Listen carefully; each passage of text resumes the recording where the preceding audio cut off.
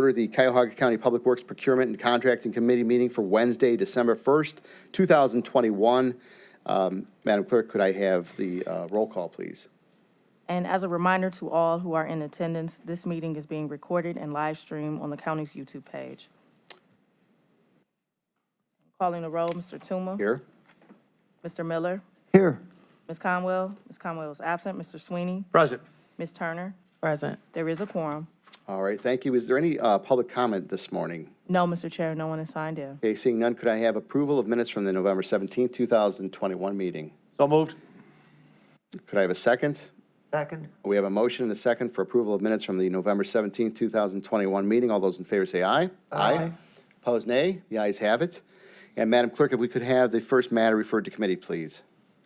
Resolution number 2021-0210, authorizing a hospital facility agreement in accordance with Ohio Revised Code Section 140.03 with the Metro Health System for the transfer of various parcels of real property identified in Attachment A, hereto titled in various county-related entities and currently being used for public hospital purposes to the Board of Trustees of the Metro Health System.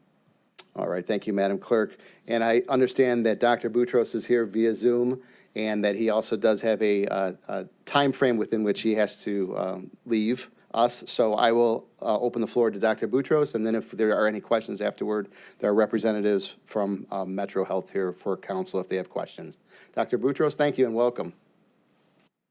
Good morning, Chairman Tuma. Thank you for having me. Can you hear me okay? Yes, yes. Do I look as pretty in Zoom as I do in person?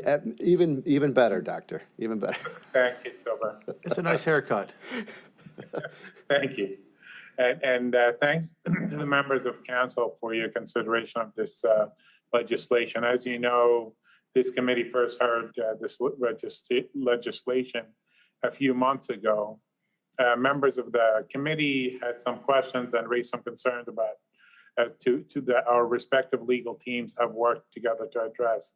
Specifically, the concern was that whether the sale of any property by Metro Health or its nonprofit affiliates, what would be the outcomes?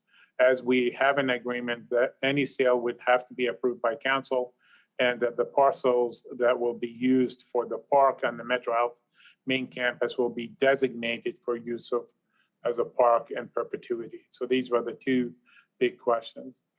As we've discussed, the healthcare industry is an incredibly competitive marketplace where we need every tool at our disposal to remain viable. And I know you will agree a financially strong and stable Metro Health is the best thing for Cuyahoga County because it allows us to continue to provide the services that the residents of this county have come to rely on over our history and now over the COVID pandemic. Metro Health is making this request because it's critical to its long-term success. It strengthens Metro Health's standing among potential lenders by reflecting the hospital status of property owner and thus permits Metro Health and its nonprofit affiliates to expeditiously access a wide array of finance mechanisms. These tools include new market tax credits, obtaining more favorable interest rates, mortgaging properties to finance expansions and or build outs, and other incentives for projects such as affordable housing, senior housing, development of the 12-acre park on the Metro Health main campus, rapid bus lane, and other neighborhood development projects that support the community, and development of healthcare facilities in suburban locations to meet community need. Moving forward at this time is critical because there are several projects that Metro Health is actively pursuing. This move will also reduce the county's tax liability by approximately $600,000 a year, according to our estimates. If Metro Health were to ever cease, the residual value of all of Metro Health, including its real properties, would revert to the county. I thank you for your consideration, and I'm happy to answer questions. Thank you, Doctor. I know Councilwoman Conwell was briefed on this as well, and my understanding she understood what Metro Health is trying to do and the benefits to both the county and to Metro Health. I'll open the floor to my colleagues. Mr. Miller. Mr. Chairman, to Dr. Boutros, I took note of your announcement about your upcoming retirement, and I just wanted to take this opportunity to thank you for your dynamic and visionary leadership that has truly transformed Metro Health during the time that you've led the institution, and I believe that the relationship between Cuyahoga County and Metro Health is a partnership, and it's very important to the well-being of everyone in Cuyahoga County, and I will be happy to support your legislation. Thank you. Thank you, Mr. Miller. Mr. Sweeney? Thank you, Mr. Chairman. Dr. Boutros, how are you? Good morning, sir. Dale said it very eloquently. We're going to be talking about it for a long time, and just this fingerprints and stamp that you put on the city of Cleveland, Cuyahoga County, and basically the medical world is almost unmatched, right? Just want to put a shout out. And Mike Tobin, when he first brought it up here to the piece of legislation that we're talking about today, had the ability to have an open dialogue about what's happening, because we had some very specific questions in protecting our interest, but also the overall greater good of the system in place. And I think because of his work and you're getting involved here, this became something that's a reality, and you gave us a comfort level to support this. So, no questions. I look forward to hanging out with you for the next year and beyond in any way I can help you. Thank you. Thank you, Mr. Sweeney. All right, thank you, Mr. Sweeney. Mr. Miller, thank you. I understand, too, that there is a proposed substitute on this resolution. I don't know if the law director would like to address that. And thank you, Dr. Boutros. If you have to leave, you can just, whenever you need to do so. We appreciate you coming out today. Thank you, Chairman Toomer, and I will depart now. Have a good day. All right, thank you. Mr. Law Director? Sure. Thank you, Mr. Chairman. Greg Huth of Law Department. What we've done with the substitute is just swap out the attachment that lists off the permanent parcel numbers.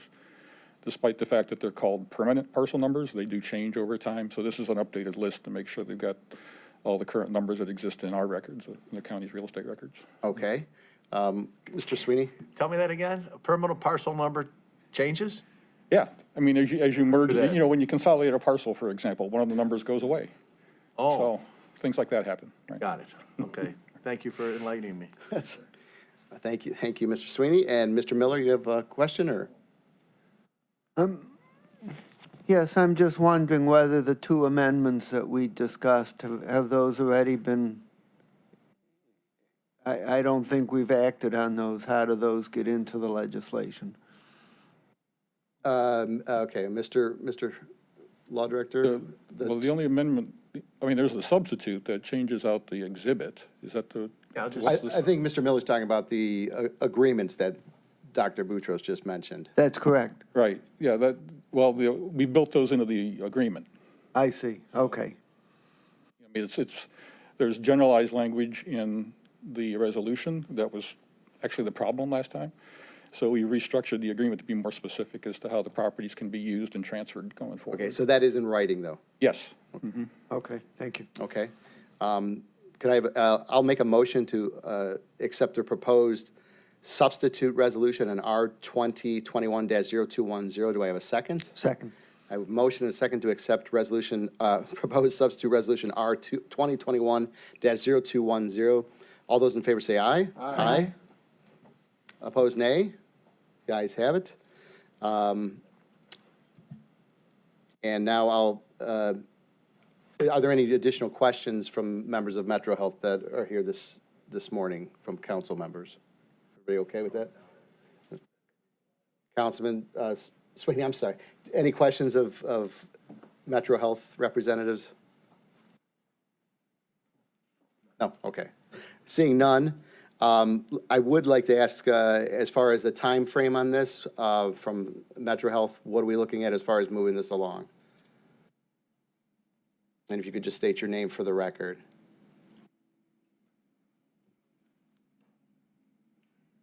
Thank you, Mr. Chairman and members of the committee. Mike Tobin, Vice President for Communications, Government, and Community Relations at Metro Health.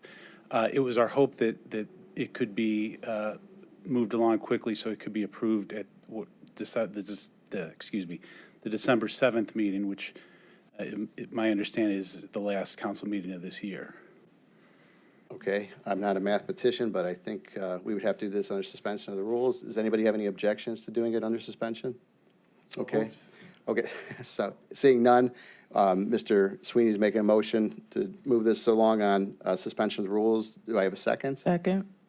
We have a second from Councilwoman Turner. All those in favor say aye. Aye. Opposed, nay. The ayes have it, and R 2021-0210 will be moved along on second reading suspension. Thank you. We appreciate you coming out here, and again, appreciate the dialogue, as Mr. Sweeney alluded to. No, I thank you. Really appreciate council's work and interest in this. Thank you. All right, thank you very much.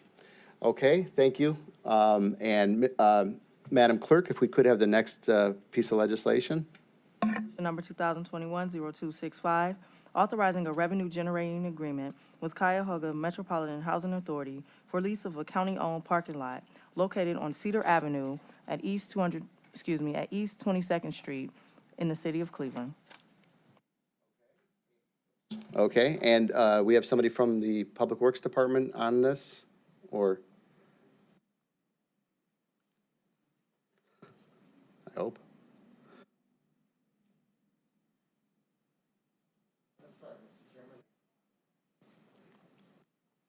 John Myers on behalf of Department of Public Works. This is a matter we're seeking authority to enter into a lease agreement with Cuyahoga Metropolitan Housing Authority. It's for a small parking lot associated with our old juvenile court on East 22nd Street. There's a little sliver of a parking lot adjacent to the inner belt that is unused by us right now, and CMHA has requested temporary use of this site, which benefits us to relieve us from security and maintenance obligations under this, and are asking for approval of the $0 lease agreement with CMHA. Okay, and when did this need come about, or why is there a need for this? I'm not entirely clear. I'm sorry, Mr. Chairman.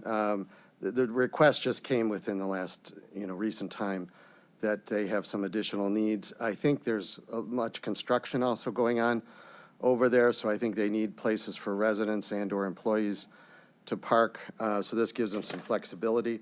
It also maintains maximum flexibility for the county's purposes should we advance any sale or use of the former juvenile court site.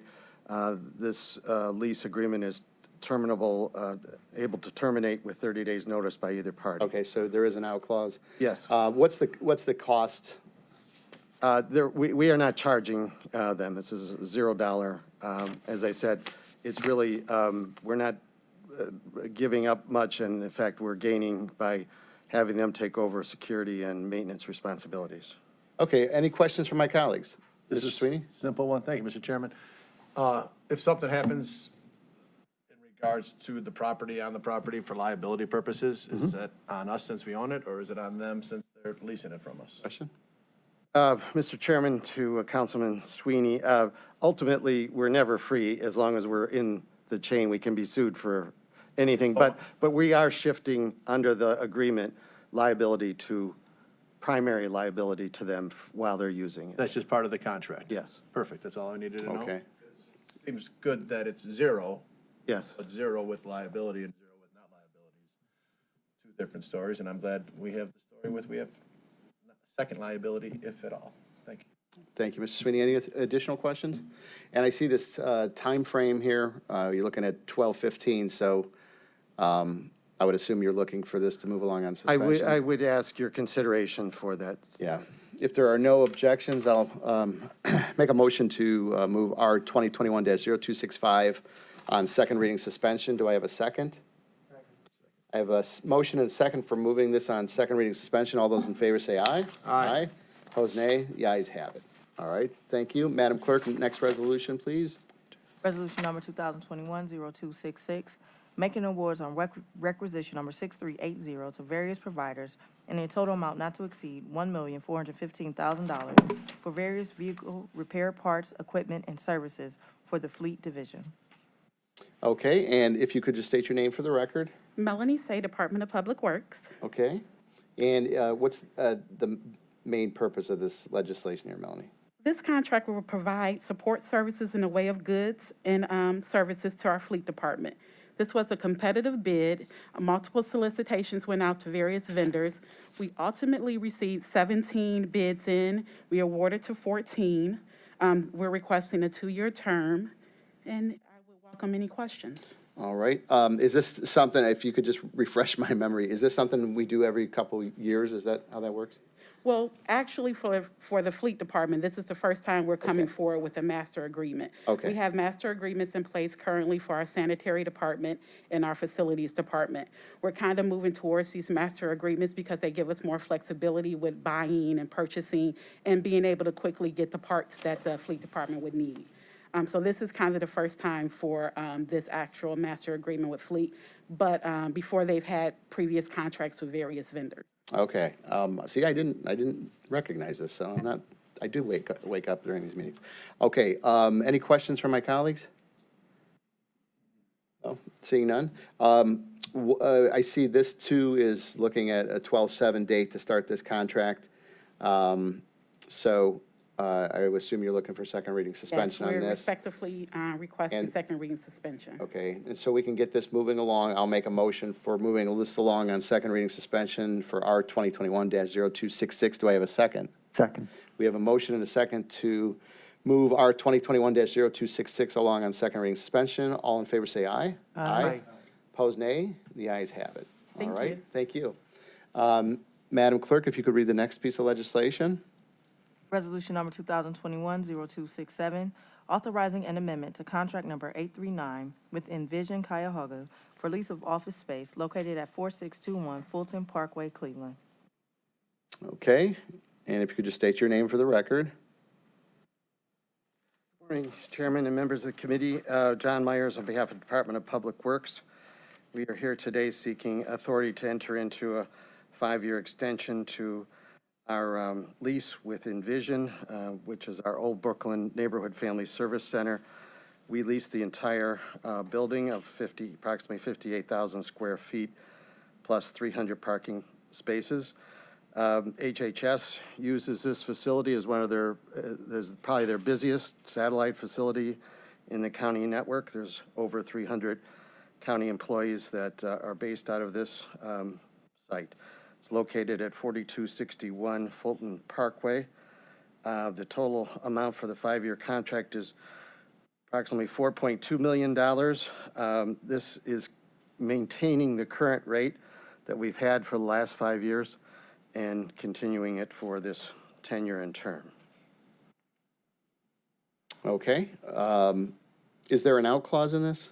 There is not, Mr. Chairman. Okay, and has the county, 5 years prior they use this, or longer? Yeah, well, we've been there since 2006. Okay, and this is working out, I'm assuming? Yes, as I said, it's probably our most used Okay, facility. all right. Questions from my colleagues on this one? Yes. Mr. Miller? How is it that we were able to get it renewed with no increase in the cost?